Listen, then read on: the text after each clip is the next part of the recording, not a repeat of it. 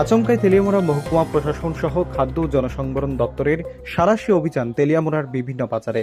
এই অভিযানের মধ্য দিয়ে বাজার এলাকায় বিভিন্নভাবে খাদ্য সামগ্রীগুলো সঠিকভাবে নিয়ম নীতির মধ্যে দিয়ে বিক্রি হচ্ছে কিনা, কোনো ব্যবসায়িক প্রতিষ্ঠানে মেয়াদ উত্তীর্ণ খাদ্য সামগ্রীর ব্যবসা চলছে কিনা, দপ্তরের নির্দেশিকা সঠিকভাবে মান্যতা প্রদান করা হচ্ছে কিনা ইত্যাদি বিষয়গুলো ব্যাপকভাবে পর্যবেক্ষণ করা হয়। এদিকে প্রশাসনের এই অভিযানকালে বাজারের বিভিন্ন অংশের ব্যবসায়ীদের মধ্যে রীতিমতো দৌড়ঝাঁপ পরিলক্ষিত হয়েছে।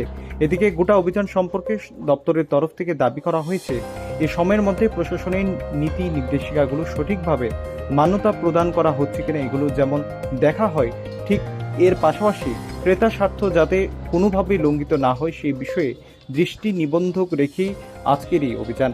এদিনের এই সাঁড়াশি অভিযানের অঙ্গ হিসাবে তেলিয়ামুড়া শহর সহ সন্নিহিত লালটিলা, ইচারবিল ইত্যাদি এলাকায় সুনির্দিষ্ট তথ্যের ভিত্তিতে সাঁড়াশি অভিযান সংগৃহীত করে ৪৫টি ডোমেস্টিক সিলিন্ডার বাজেয়াপ্ত করা হয়। এগুলো অবৈধভাবে মজুত করে রাখা হয়েছিল বলে দপ্তর সূত্রে দাবি। এই বিষয় নিয়ে দপ্তরের তরফ থেকে স্পষ্টভাবে দাবি করা হয়েছে, আগামী দিনেও জনগণের স্বার্থে বা সার্বিক অর্থে ক্রেতাদের স্বার্থে এই প্রকারের অভিযান প্রায় সংঘটিত করা হবে। আজকে আমরা তেলিয়ামুড়াতে আমরা গোপন সূত্রের ভিত্তিতে আমরা অভিযান চালাই। তেলিয়ামুড়ার মধ্যে লালটিলা এবং ইচারবিল, এবং ওইখানে আমাদের যিনি সাব ডিভিশনাল কন্ট্রোলার ফুড আছেন এবং চিফ ইন্সপেক্টর সাহেব আছেন, ওনাদের দক্ষ পরিচালনা এবং সুদৃঢ় ইনফরমেশনের ভিত্তিতে আমিও ওনাদের সঙ্গে ছিলাম। তো আমরা খুব সাকসেসফুলি আজকে আমরা 16টি সিলিন্ডার আমরা আজকে বাজেয়াপ্ত করতে পেরেছি।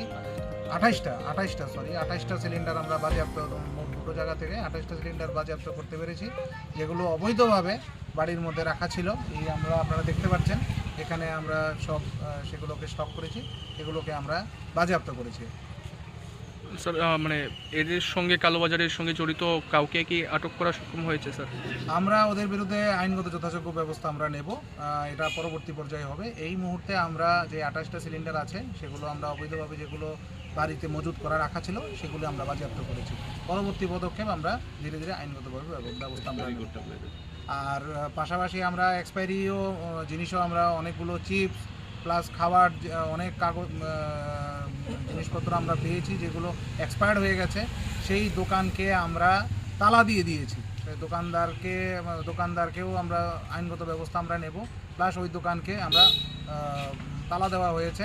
তো আমরা সেই জিনিসগুলোকে এখন আমরা ডাম্পিং স্টেশনে গিয়ে এগুলোকে আমরা ডেস্ট্রয় করে দেবো। ব্যুরো রিপোর্ট, প্রগতি নিউজ।